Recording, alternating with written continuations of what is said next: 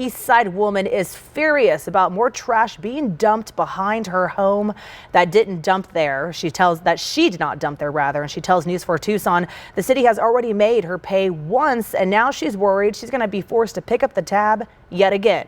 News 4 Tucson's Jafet Serrato is live on the east side. And Jafet, does she know who is responsible for all this trash behind her house?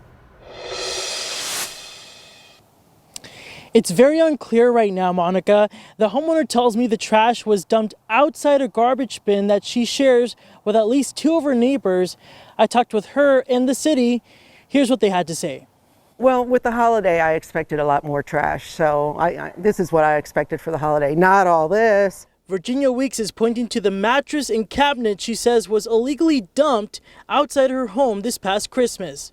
She showed me surveillance video of two men she thinks are responsible. We blurred their faces because they have not been charged with anything. And it's a mess. I'm told it's my responsibility to clean it up. She was told that by the City of Tucson Code Enforcement Department. This is not the first time trash has been dumped behind her home. She says it happened in October, and the city told her, if you don't get rid of it in 24 hours, you will be fined $5,000. $135 to remove the oil. But it's still something that I did not leave the oil there. She wants to avoid a deja vu, but the city says it's ultimately her responsibility since trash cannot be between her property line or the center line alleyway. In order to resolve the situation, Weeks has called Waste Management to see if they can move the garbage bin. I don't want it near my property anymore. Let somebody else deal with it. The city says there are some steps Weeks can do to clear the trash up. A special trash collection can be requested through the city's brush and bulky program, but it can cost at least $55.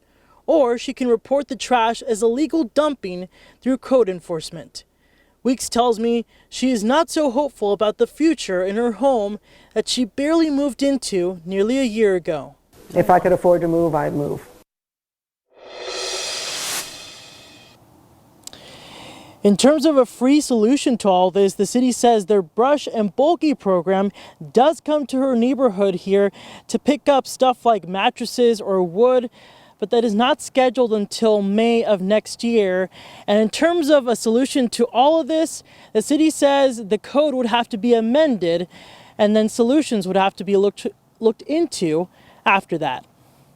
Reporting from the east side, Jafet Serrato, News 4 Tucson. All right, Jafet, thank you.